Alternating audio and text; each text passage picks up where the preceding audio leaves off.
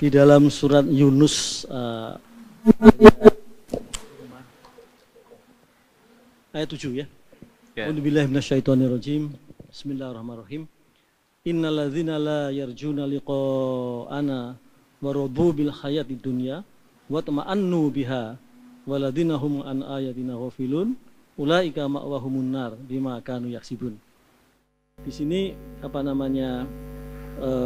orang yang puas dengan kehidupan dunia dan dia enggak memperhatikan bahwa dia akan bertemu dengan Allah, dia akan masuk golongan yang ghafilun dan dia akan tempatnya di neraka.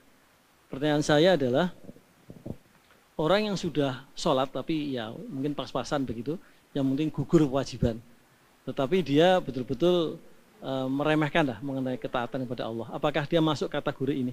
Bagaimana penjelasannya? Terima kasih. Baik. Mengacu kepada Al-Quran surah Yunus di ayat yang ke-7 seperti yang tadi dibacakan. Ya, sekarang supaya kita dengar sama-sama, coba Ustaz Ihsan bantu bacakan. Pak Adam titipkan mic-nya. Innalladzina la yarjuna liqa'ana.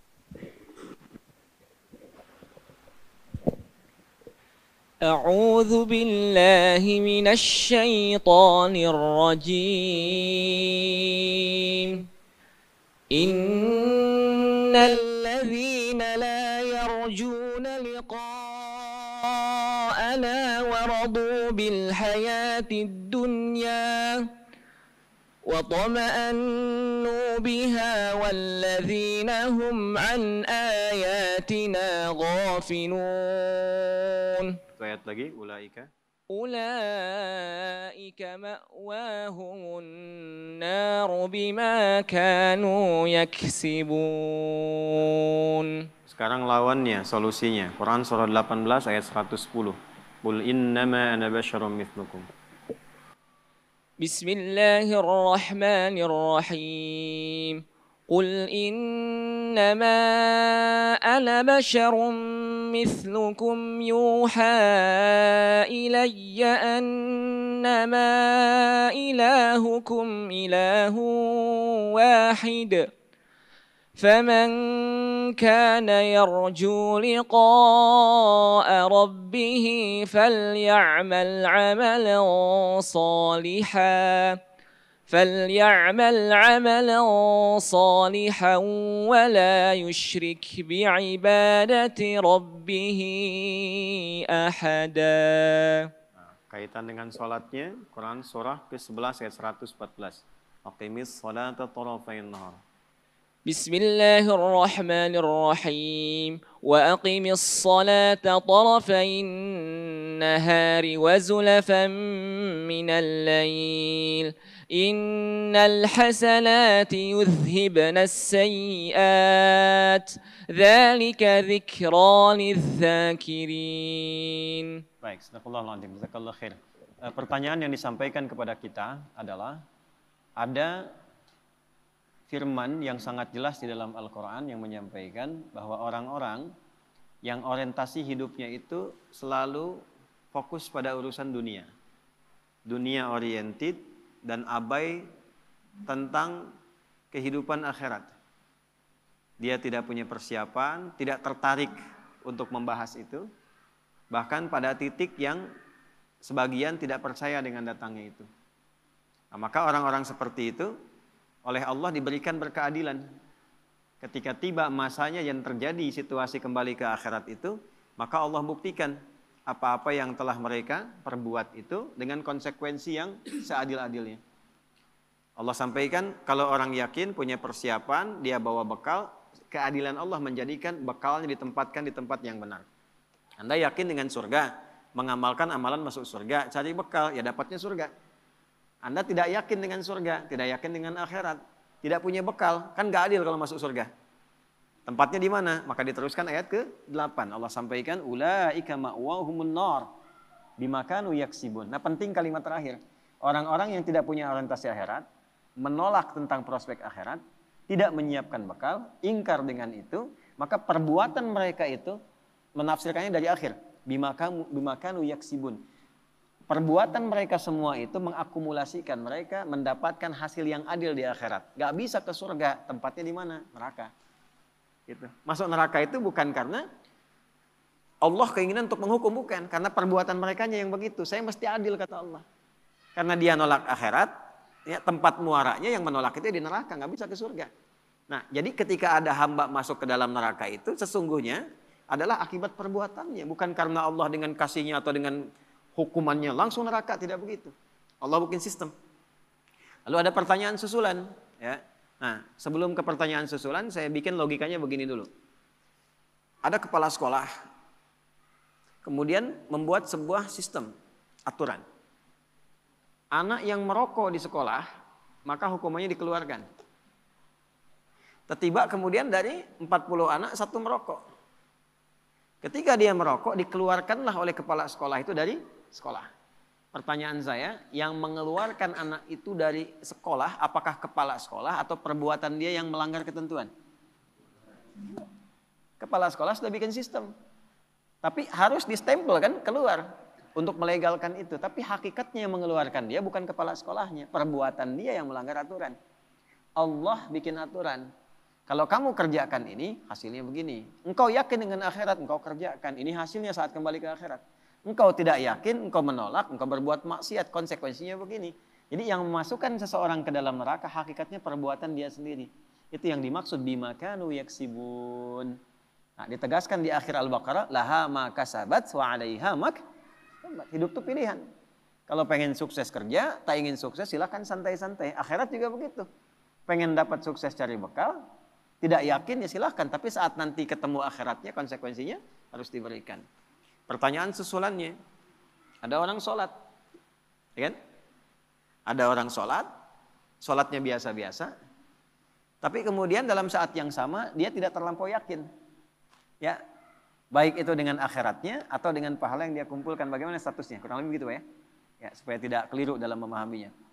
Yang pertama, Nabi SAW menyampaikan, ya, di dalam hadis riwayat Al-Bukhari nomor hadis yang pertama. Innamal a'malu binniyat wa innama likulli imri'in ma nawa. Faman kanat hijratuhu ila Allahi wa rasulihi fa hijratuhu ila Allahi wa rasulihi. Wa man kanat hijratuhu lidunya yusibuha aw imra'atin yunkihuha fa hijratuhu ila ma hajara ilaih. Pertama, semua amal itu yang dihisab oleh Allah adalah niat dan motivasinya. Itu satu dulu. Itulah adilnya Allah. Kalau bukan karena niat, kita nggak tahu mana yang cari perhatian saat sholat, mana yang ria, mana yang kebutuhan dunia, mana yang betul-betul ingin menunaikan sholat untuk menyembah Allah. Intinya ada di niat. Ya. Kalau kemarin musim-musim kampanye orang ke masjid, dari mana orang tahu dia benar-benar sholat atau dia untuk narik perhatian?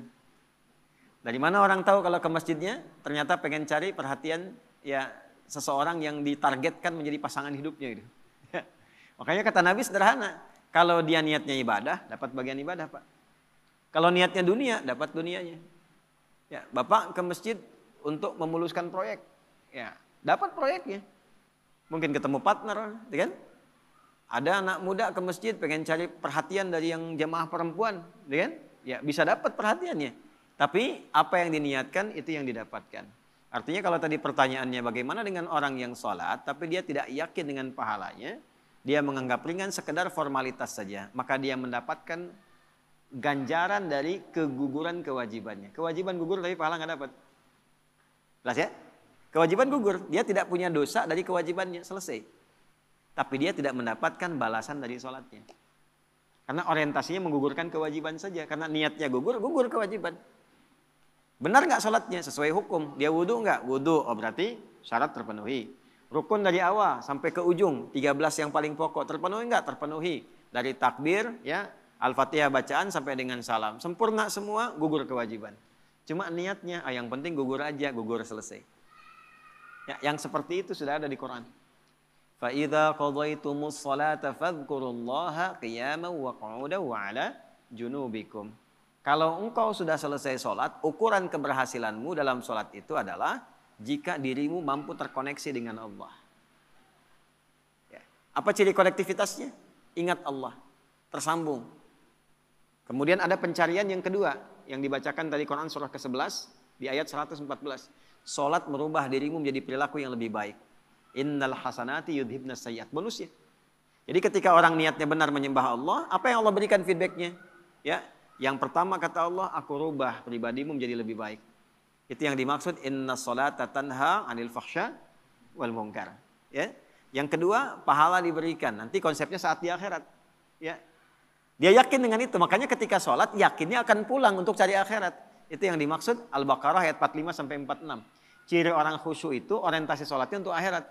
Ya, alladzina yadhunnuna annahum mulaqu rabbihim. Dia sholat itu cari bekal ketemu Tuhannya untuk akhiratnya, bukan dunianya.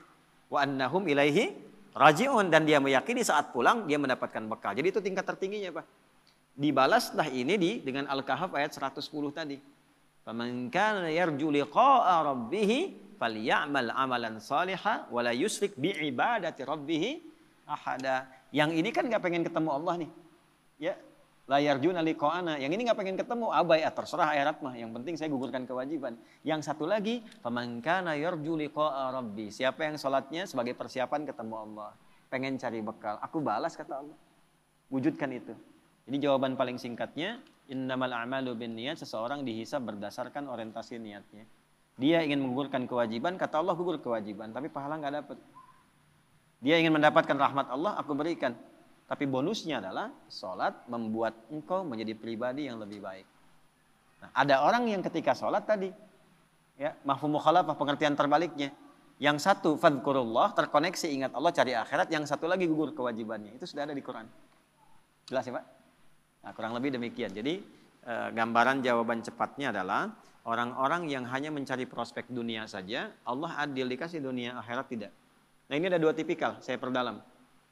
Tipikal pertama, non-muslim yang baik, tapi tidak punya orientasi akhirat. Dia belum beriman, cuman rajin, sosial, nyumbang jalan, dan sebagainya. Ini kejadian di zaman Nabi. Sayyidah Aisyah konfirmasi, ya Rasulullah, si fulan orang baik, tapi belum beriman. Rajin nyumbang, bantuan sosial ikut, gimana statusnya di akhirat? Nah, turunlah kemudian Quran surah ke-25 ayat 23. Wa qadimna ila ma 'amilu min 'amalin faja'alnahu haba'an mansura. Allah adil, kata Allah, demi keadilanku sifat dunia dibalas dengan dunia lagi. Karena dia mengerjakan dengan hukum dunia, aku balas dengan hukum dunia.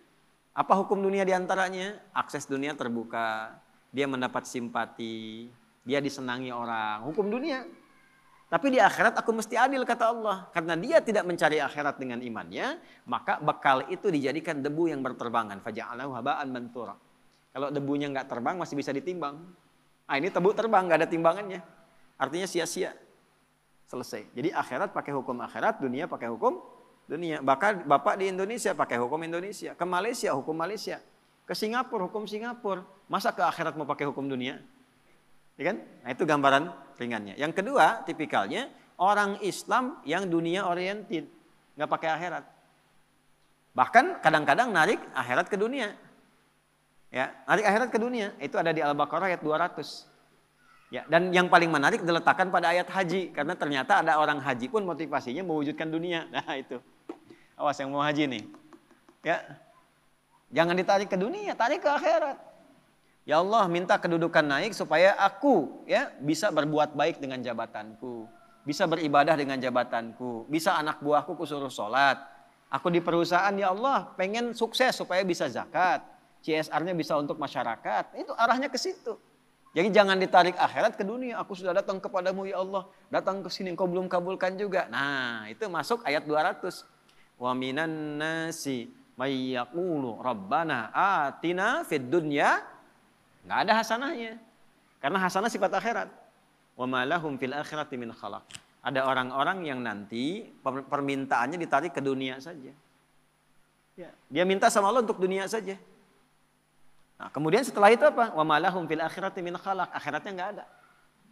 Nah, jadi kalau bangun masjid buat bikin pabrik, pabriknya jadi. Tapi di akhiratnya nggak ada nanti hasil ibadah dari situ untuk bekal akhiratnya. Ya. Kalau misalnya kita bangun sekolah, sekolahnya sekolah Islam, tapi untuk cari uang, uangnya dapat. Ya, tapi akhiratnya nggak dapat. Jadi kalau anaknya hafal Quran, itu nggak ada investasi akhiratnya, hafal aja untuk dirinya. Karena yang punya sekolah sudah dapat SPP-nya. Nah, itu maksudnya. Ya. Nah, di ayat 201-nya, tarik ke akhirat. Wa minhum may yaqulu rabbana atina fid dunya hasanah wa fil akhirati hasanah wa qina. Nah, itu dunia dapat, akhirat dapat. Jadi Islam itu seimbang. Kata Allah, kamu jangan cuma ngejar akhirat, dunia hilang. Karena mengejar akhirat itu wasilahnya dunia, Pak. Ya, Bapak gimana mau zakat kalau nggak ada uangnya? Maka untuk dapat uang itu kerja. Makanya Utsman itu kerja untuk zakat, kerja untuk infak. Kalau kerja untuk kaya itu nggak keren, itu biasa aja. Itu nggak keren, biasa. Jangankan orang beriman, yang belum beriman pun bisa begitu. Kalau cuma untuk dapat mobil mewah, yang lain pun dapat. Update status yang lain bisa. Yang keren apa? Ya, engkau gunakan duniamu sebagai tunggangan untuk akhiratmu. Itu yang hebat. Kaya juga, pintar juga, kedudukan juga. Allahu a'lam bishawab. Kurang lebih seperti itu.